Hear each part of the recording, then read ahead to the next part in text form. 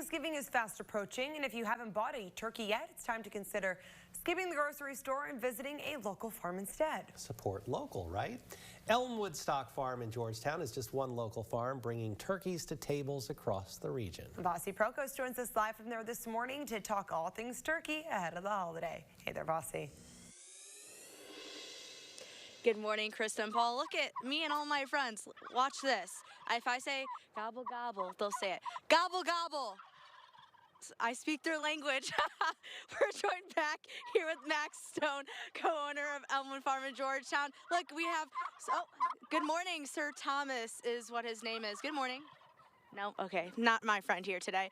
But Mac, thank you so much again for joining us. Tell me what turkey you have here in your hand. So this is one of the broad-breasted turkeys that the ones you see in the grocery store.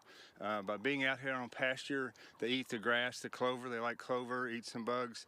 Kind of like you only need a little bit of kale to get the benefit of kale. By being out here on pasture, it really imparts a great flavor on the product. Mm-hmm. And which turkeys do we have behind us? Behind is a heritage breed, the ones that we have a breeding flock. This is the breeding flock. Next spring, they'll lay eggs for next year's Thanksgiving. Mm-hmm. And Sir Thomas here is the most common turkey that you sell, right? Right, it is. It's what people grew up with.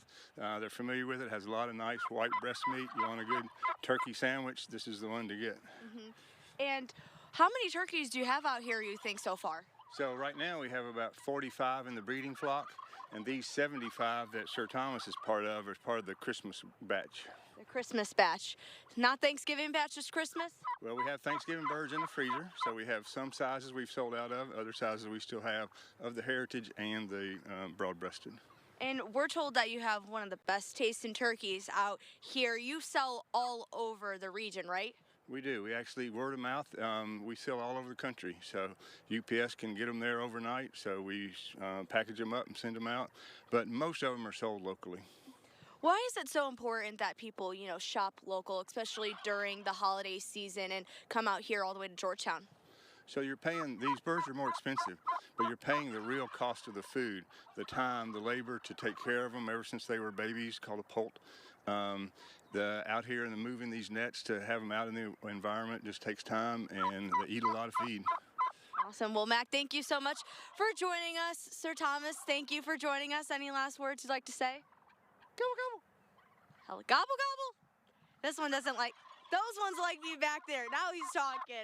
Justin, I don't know if I'm going to be able to chase one of these turkeys, so I'm going to send it back to you, Krista and Paul. You know what that reminds me of? When you try to go out on the street and do what we call a man on the street interview. You just kind of randomly go up to somebody to get their thoughts on something happening in society. You're like, hey, can we talk to you? They're like, that's what that turkey did. Why are you bothering me? That's what that turkey did. Put me down. Justin, do you have any thoughts on what you just saw? I was hoping to see her take a lap after one of those turkeys. What, like chase after one of the turkeys? Well, I would pay to see both of you, Krista and Vasi, chase a turkey. Maybe next Thanksgiving. Chasing turkeys. Let's get that on the calendar.